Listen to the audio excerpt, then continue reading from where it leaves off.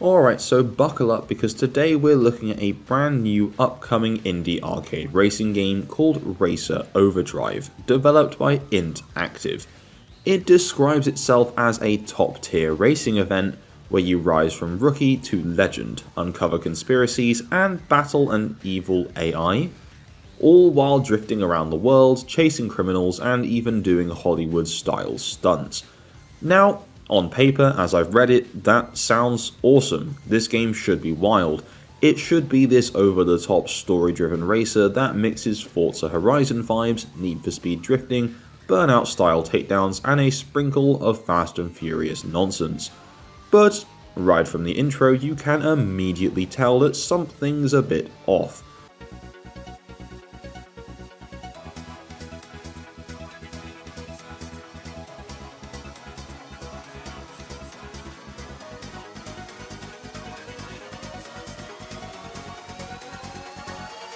It kinda reminded me of Forza Horizon at home. You know the meme. The music tries to hype you up, the camera pans over cars, the graphics try to be cinematic, but everything just feels like a budget version of what it wants to be. And honestly, that sets the tone for the whole game. Big ambitions, tiny execution. So before we dive into the gameplay, let's just take a look at what Racer Overdrive promises, at least according to its Steam page. Firstly, it's a global championship, so there will be iconic, in inverted commas, tracks from Japan, China, America, Europe, and Africa. You will rise through various leagues from bronze, silver, gold, platinum, diamond, and finally the Champions League. It's got drifting, nitro boosts, catch-up mechanics, a full conspiracy storyline, side missions, police chases with EMP blasts, movie stunt challenges, 2 different endings, and full controller support. That's a lot of features for a small team. This is an ambitious game and you can feel that while reading the description. But then once you start playing it, things get messy. Very, very messy. So let's talk visuals, and yeah. Racer Overdrive looks incredibly outdated. And I'm not talking indie charm outdated or intentionally that way. I'm talking early 2010s mobile racer vibes. The environments are flat, the lighting is basic, the cars lack detail, shadows almost look painted on, and honestly it's quite rough. To their credit, the developers have acknowledged this in a recent Steam post. They've said they're working on the visuals. That's good, but right now this game looks like it should have come out well over a decade ago. And the presentation just simply does not help. The logo is kinda ugly, the menus are kinda ugly, the fonts are also quite ugly, especially the in-game scoring text. Every area of the UI feels unpolished, like it was thrown together at the last minute. And then there are the league names, as I mentioned: bronze, fine, silver, except it's currently spelled sliver, and gold, except it's currently spelled glod. It's such a small thing, but it immediately screams no proofreading, no quality assurance, just no polish. This is the kind of stuff that someone in the dev team should have caught, long before it was handed out to anyone to review. Now, visuals can be forgiven in an indie game if the gameplay slaps. If the driving feels great, who cares if the trees look like cardboard? Unfortunately, and I'm sure you probably saw this coming, the driving is where Racer Overdrive stumbles once again. Drifting, in particular, feels like it was yanked straight out of an arcade cabinet, but not in the fun 90s Sega rally way, more like the cheap plasticky arcade machines you find in a bowling alley where the wheel barely responds and feels weirdly sticky.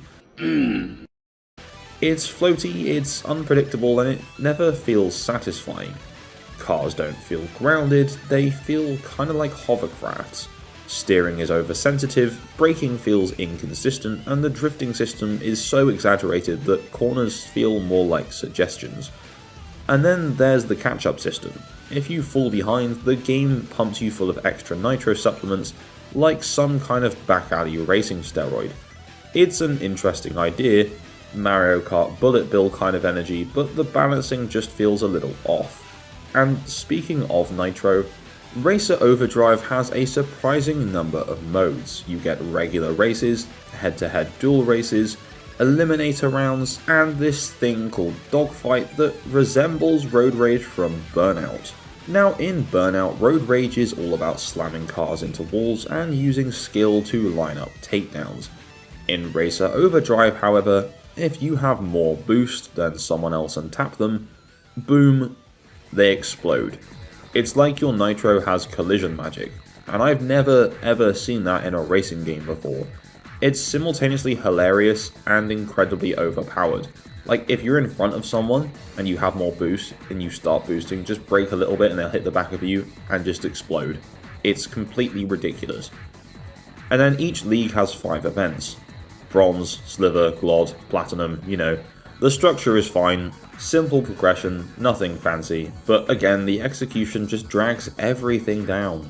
Now before we go any further, if you're a fan of racing games, terrible racing games, or just upcoming games, then why not hit that subscribe button and tap the bell for notifications to stay up to date with my future uploads. And whilst you're at it, if you want to be the first to hear about all my upcoming projects, then join my Discord server using the link in the description below.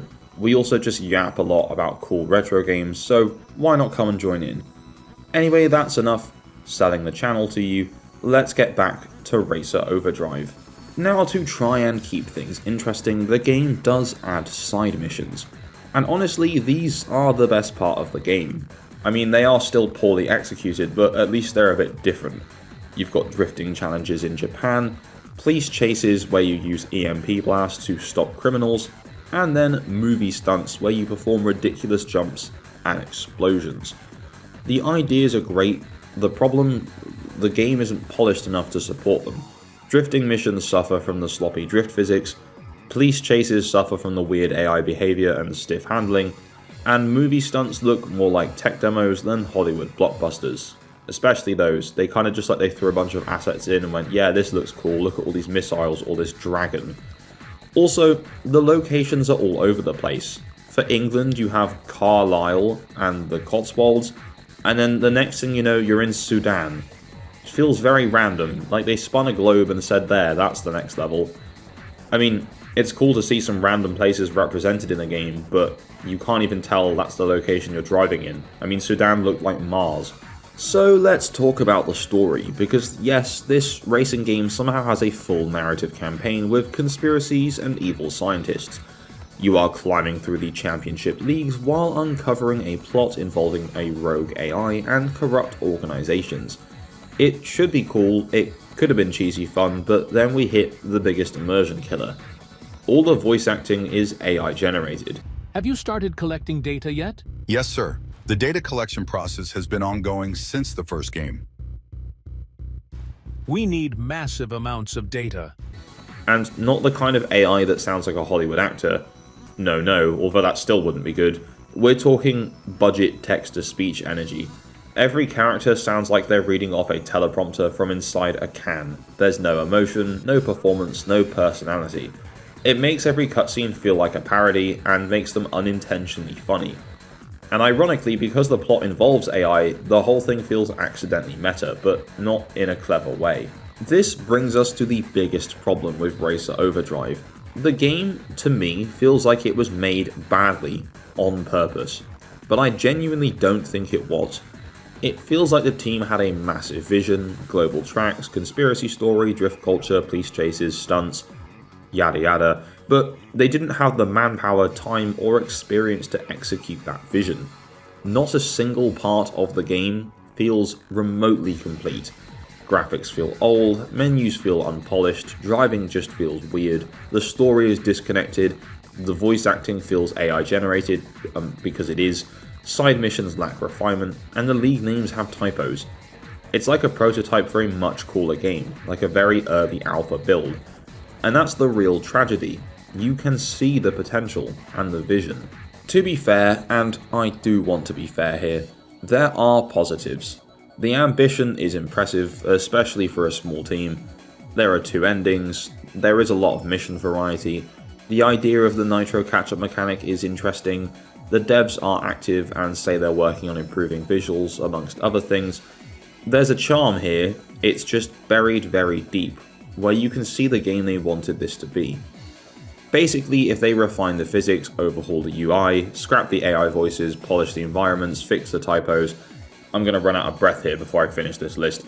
Basically, they need to fix a lot, and then Racer Overdrive could become a genuinely unique indie racing game with a cinematic charm to it.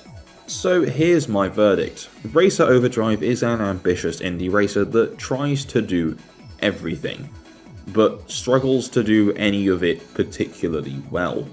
If you're expecting a polished racer, something like Forza Horizon, Burnout, or even the mid-tier Need for Speed games, this will certainly not satisfy you. If you're curious about weird indie racing experiments, or you want to support a small team with big ideas, you might consider checking it out and wishlisting it, but as it stands, Racer Overdrive feels like a rough concept rather than a finished game. Anyway, thank you very much for watching. If you enjoyed this review, hit the like button, subscribe, and drop a comment telling me whether you think this game has potential or if it should just stay unreleased. I'll keep an eye on updates and revisit the game if it gets major improvements. Until then, thank you very much for watching, a massive shout out to my Patreon subscribers, and all I really have left to say is, I'll see you in my next video, bye bye.